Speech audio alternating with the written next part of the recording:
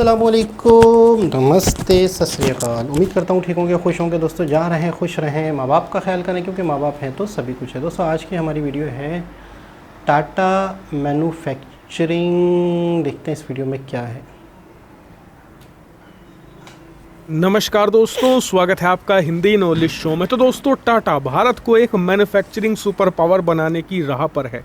ऐसा मैं क्यों कह रहा हूँ, आप ये खबर देख लीजिए, आपको खुद समझ में आ जाएगा। दरअसल जैसा कि आप स्क्रीन पर देख सकते हैं, रिपोर्ट निकलकर सामने ये आई है कि एप्पल ने अब प्लानिंग कर ली है कि वो चाइना से पूरी तरीके से शिफ्ट कर लेगा। और एप्पल की प्लानिंग ये है कि भारत के अंदर 1/4 आईफोन उसके बना करेंगे। मतलब अगर दुनिया में एप्पल तो 4 एक इंडिया आईफोन बेचता है तो उसमें से एक भारत के अंदर मैन्युफैक्चर होगा। बड़ी और बात। ये बहुत ज्यादा बड़ी बात है। और ऐसा मैं क्यों कह रहा हूँ, इसका कारण ये है कि हर साल एप्पल अब करीबन 100 मिलियन आईफोन बेचता है। और 100 आने वाले समय मिलियन? में एप्पल का अनुमान है कि ये करीबन 150 मिलियन के पार जाएगा। लेकिन अगर हम फिलहाल के आंकड़े को ले 100 मिलियन के, मतलब एप्पल भारत के अंदर हर साल करीबन 25 मिलियन आईफोन बनाना चाहता है। यानी कि हर साल 2.5 करोड़ आईफोन भारत से बनकर भारत में भी बिकेंगे और भारत से बाहर दुनिया के अलग अलग देशों में बेचे जाएंगे, जिनकी टोटल वैल्यू होगी 10 बिलियन डॉलर से भी ज्यादा। लेकिन जितना ये कहने में आसान लग रहा है, देखने में आसान लग रहा है, एक्चुअल में उतना आसान है नहीं, क्योंकि एप्पल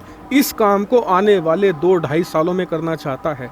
अब आप खुद सोचिए कि 2.5 करोड़ आईफोन हर साल बनाना एक मेहनत टास्क होगा। और इसके लिए एप्पल को चाहिए मदद, एक ऐसा मैन्युफैक्चरर और ऐसा सप्लायर जो इतने मास लेवल पर काम कर चुका हो, जिसके पास एक्सपीरियंस हो। और भारत में ऐसा एक ही है, टाटा। दरअसल बताया जा रहा है कि एप्पल के इस टास्क में टाटा उसकी मदद करेगा और टाटा ने इसकी शुरुआत कर भी दी है। हाल ही में टाटा ने भारत में अपनी 5वीं आईफोन बनाने वाली फैक्ट्री खोलने का अनाउंसमेंट कर दिया है, जो जल्द ही खुल जाएगी। और टाटा के पास 4 ऑलरेडी हैं, लेकिन ये इनफ नहीं होगी। 2.5 करोड़ आईफोन बनाने के लिए आपको इससे दुगनी आईफोन फैक्ट्री चाहिए होंगी। और इसीलिए आने वाले 2 से लेकर 2.5 सालों में टाटा रैपिड तौर पर अलग अलग प्रदेशों में अलग अलग आईफोन प्लांट खोलने जा रहा है, जिससे कि भारत में हजारों नहीं लाखों लोगों को डायरेक्ट और इनडायरेक्ट तौर पर नौकरियां मिलने जा रही हैं। लेकिन बात सिर्फ यहीं पर ख़त्म नहीं हो जाती। एप्पल की तरफ से एक और भारत के लिए बम्पर खबर सामने आ रही है।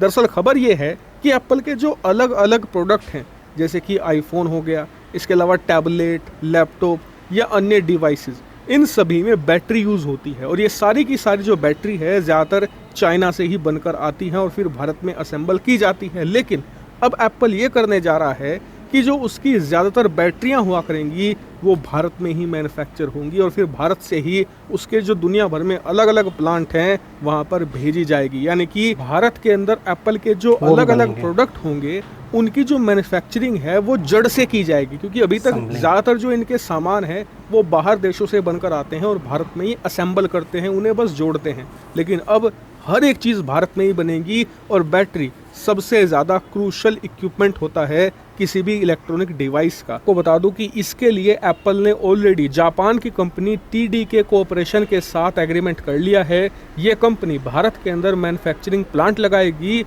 और फिर एप्पल को सप्लाई किया करेगी इन बैटरीज को। और फिर ये बैटरीज ना सिर्फ भारत में बनने वाले एप्पल के प्रोडक्ट में लगेगी, बल्कि यूरोप के अंदर या अमेरिका के अंदर जो इनकी फैक्ट्रीज हैं वहां पर भी भारत से ही बैटरी सप्लाई हुआ करेगी। और सबसे खास बात, ये काम अगले साल से शुरू हो जाएगा। दरअसल अगले साल जो एप्पल का आईफोन 16 आएगा, अभी 15 चल रहा है, जो 16 आएगा अगले साल, उसमें मेड इन इंडिया बैटरी लगी हुई। तो जब मैन्युफैक्चरिंग बढ़ा रहा है आईफोन एप्पल, तो जाहिर सी बात है कि अब उसे नई नई जगह चाहिए होंगी, नई नई फैक्ट्रियाँ चाहिए होंगी। और ऐसी चाहिए होंगी फैक्ट्रियाँ या ऐसी जगह चाहिए होंगी जो रिलायबल हों, जहाँ पे मैन्युफैक्चरिंग हो सके, जहाँ पे कोई रुकावट ना हो, जहाँ के हालात बेहतर हों, जहाँ की गवर्नमेंट स्टेबल हो, जहाँ की लोगों की, जहाँ की गवर्नमेंट की ज़बान मजबूत हो, जहाँ पे मर्द हों, जहाँ पे ऐसे लोग काम करते हों, ऐसे लोग फैसले करते हों जो वाकई अपने फ़ैसलों पे रहते हों। आज कुछ है कल कुछ नहीं है। मैं पिछली एक वीडियो में सुन रहा था कि कुवैत ने बहुत बड़ी इन्वेस्टमेंट की थी पाकिस्तान में और वो खा गए हम लोग, वो हज़म कर गए, उनका उस इन्वेस्टमेंट का पता ही नहीं है। तो कुवैत ने हाथ जोड़े हमसे, पाकिस्तान से, कि नहीं भाई यहाँ तो 1 रुपया भी नहीं लगाना, ये लोग तो खा जाते हैं। अच्छा, खा इसलिए जाते हैं कि कल कौन है, कल किसने जवाब देना, कोई अब जो अनवारुल हक काकड़ बैठे हैं उन्होंने जवाब देना है क्या? वो तो कहेंगे मैं तो आज आया हूँ भाई, मुझे तो कुछ नहीं पता। जिस तरीके से हमारे इदारों के अंदर जो करप्शन है कि यार सीट पे कल कोई बैठा हुआ है, परसों कोई बैठा हुआ है, वो कह रहा है मुझे तो पता ही नहीं है, वो कह रहा है मुझे भी नहीं पता, केस चल रहा है, ये चल रहा है, वो चल रहा है। एक शख्स को पैसे दे दो आप किसी काम के लिए, बेशक वो रिश्वत ही हो सही, तो कल कोई और बैठा हो तो कहे मुझे तो नहीं पता। तो एक थाने वाले अगर पैसे लेते हैं तो दूसरा थाने वाला कहता है मुझे तो नहीं पता, मुझे भी चाहिए। तो इसी तरह अपर लेवल पे भी हम ना सिर्फ लोकल लेवल पे करप्शन वाला मुल्क बन गए, हम अपर लेवल पे इंटरनेशनल लेवल पे भी करप्शन कर बैठे हैं।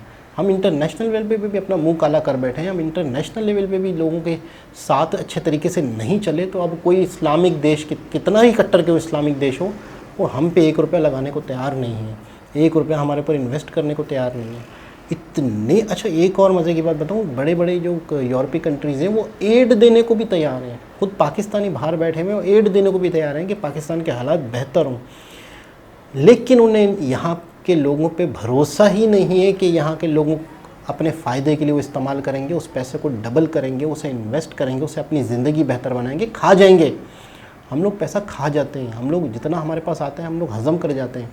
हम कल के बारे में ये सोचते हैं इंशाल्लाह, अल्लाह मालिक है इंशाल्लाह, फिर इंशाल्लाह अल्लाह पाक ने हर इंसान को अक्ल दी है।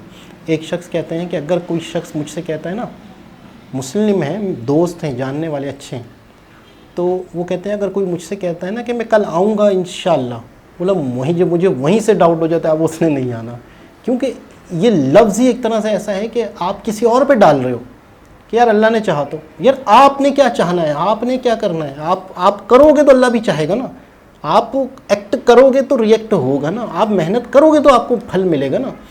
अरे रिस्क तो अल्लाह देता है, अल्लाह तो देता है, हर चीज़ ऊपर से ही आती है, हर चीज़ किसी के नसीब से ही आती है। नसीब में सब कुछ है, लेकिन आपने करना है, आपने कोशिश करनी है, आपने जद्दोजहद करनी है, आपने ईमानदारी दिखानी है, तब जाके आपको मिलेगा। वैसे क्या मतलब घर बैठे कुछ नहीं मिलता, ना बेईमानियाँ करने से मिलता है, ना चीटिंग करने से मिलता है।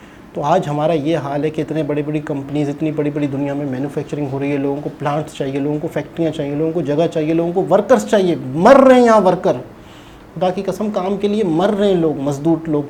यहाँ पे स्किल बेस्ड लोग नहीं है, निचले तबके की स्किल बहुत ज़्यादा है, तो वो बहुत सस्ती मिल सकती है, बहुत बड़े अच्छे तरीके से काम हो सकता है अगर तरीके से रिलायबल लोग पाकिस्तान में होते हैं जिनके साथ डील होती है एप्पल की या किसी चीज़ की। मुझे मतलब मैं यकीन करें हैरत हो रही है यार, हैरत हो रही है। सिर्फ़ और सिर्फ आज इंडिया की अगर एक लाइन में बात की जाए तरक्की की, कामयाबी की, तो ईमानदारी, अपनी ज़बान पे पूरा उतरने वाली, अपने कॉलो फेल में फ़र्क नहीं है, जो कहते हैं वो करके दिखाते हैं, जो किसी की इन्वेस्टमेंट आती है तो उस इन्वेस्टमेंट का उसको रिज़ल्ट देते हैं, अपने मुल्क को भी फ़ायदा होता है, अपने नागरिकों को भी फ़ायदा होता है, सामने वाले कंट्री ने जो इन्वेस्टमेंट की है उसको भी फ़ायदा होता है, फिर वो मज़ीद इन्वेस्टमेंट करता है। हम लोग खा जाएंगे जब इस तरह के लोगों की इन्वेस्टमेंट। CPEC बर्बाद हो गया, CPEC हम खा गए, CPEC की वजह से हमारे ऊपर उल्टा कर्जे चढ़ गए, हम CPEC से कोई फ़ायदा उठाते 1% भी 2% भी अगर फ़ायदा था पाकिस्तान का तो वो भी क्या उठाया, वो भी हम लोग खा गए, वो भी रुक गया, वो भी कुछ नहीं है, इसके अलावा भी आगे कुछ नहीं दिख रहा। तो मैं अभी क्या कहूँ कि एक चीज़ मैं सोच रहा था कि हम अब इस मुल्क के ऊपर कोई शख्स आएगा और हालात बेहतर होंगे, इस उम्मीद को छोड़ दें। हाँ, अगर आप कुछ करते हो उसके साथ कोई और बिज़नेस शुरू कर दो तो शायद आपके थोड़े से हालात बेहतर हों, आपको सुकून का सांस मिलेगा, वरना आप सोचोगे कि लोग आएंगे बेहतर और इंफ्रास्ट्रक्चर बनेगा और पाकिस्तान तरक्की करेगा और महंगाई कम होगी, ये तो भूल जाएं, ये तो ख़त्म, ये तो सोचना ही छोड़ दें। आप जो करते हैं उसको दोबारा डबल कुछ करना शुरू कर दें। आप जॉब करते हैं 9 to 5 तो आप 2-4 घंटे मज़ीद कुछ करना शुरू कर दें, तो ही आपके लिए ज़िंदगी में राहत होगी, सुकून होगा, वरना आपकी आने वाली नस्लें परेशान हो जाएंगी। दोबारा किसी और वीडियो के साथ आपसे मुलाकात होगी, जब तक के लिए अल्लाह हाफ़िज़।